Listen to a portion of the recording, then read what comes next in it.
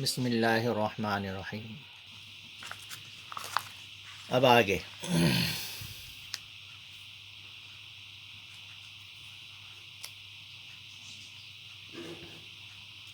فا قوف. دیکھیے یہ اگر دو نقطے آ جاتے تو قاف بن جاتا ہے.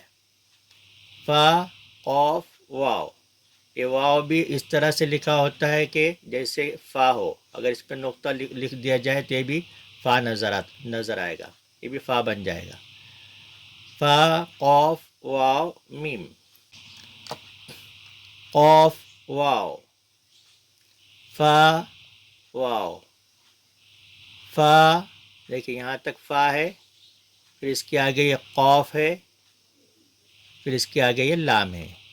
فا قوف لام. قوف فا لام.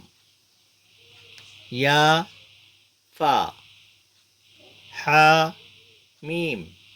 یہ یہاں سے یہاں تک یہ ہا ہے اور یہاں سے یہ میم ہے. کاف میم. دیکھیں یہاں تک یہ کاف ہے، یہ کاف ہے اور یہاں سے یہ میم ہے. لام میم. تا میم.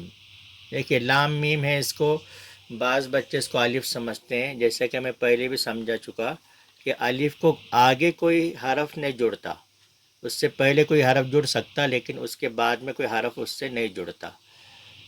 تو جو جڑا ہوا ہوتا ہے تو وہ لام ہوتا ہے. یعنی لام رہنے کی وجہ سے اس کو آگے کوئی بھی حرف جڑ سکتا ہے، پہلے بھی کوئی حرف جڑ سکتا ہے، لیکن الف کو آگے کوئی حرف نہیں جڑتا. لام میم. تا میم. تا میم تا. اب امتحان ہے، اس میں ہم کو جو ہے یہ جو ہم نے پیچھے جتنے بھی سبق یاد کرے اس کو اب پڑھنا ہے. یعنی بچوں کا امتحان لینا ہے کہ اس کو یہ سبق سمجھے یا نہیں سمجھے.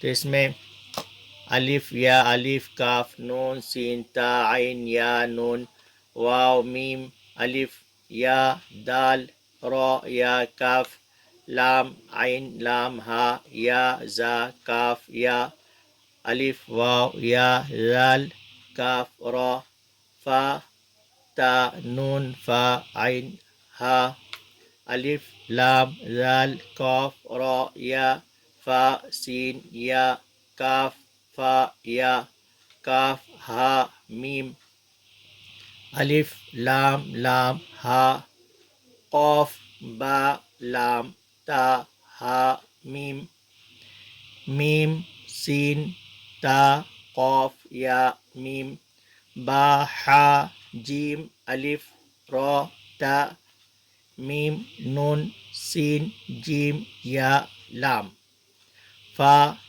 جیم عین لام ہا میم کاف عین صاد فا میم حمزہ الف قاف واو لام لام تا نون با حمزہ نون. تو اس طرح سے یہ سبق ہو گیا مکمل. اگر ہم نے حرفوں کو صحیح طرح سے سمجھ لیا کہ حرف ملنے کے بعد کیسے نظر آتے ہیں اور ان کی نقطوں کی پہچان کر لی تو انشاءاللہ آگے کے سب سبق ہمارے لیے آسان لگیں گے. اس لیے کہ اگر ہم نے حرفوں کو نہیں پہچانا تو ہم ہر جگہ پر غلطی کریں گے. کہیں جو ہے ہا میم میں فرق کرنے میں غلطی کریں گے، کبھی نقطوں کی وجہ سے کہیں یا تا فا نون اس میں جو غلطی کریں گے. اس لیے ان حرفوں کو خیال سے دیکھنا سمجھنا یاد کرنا ضروری ہے.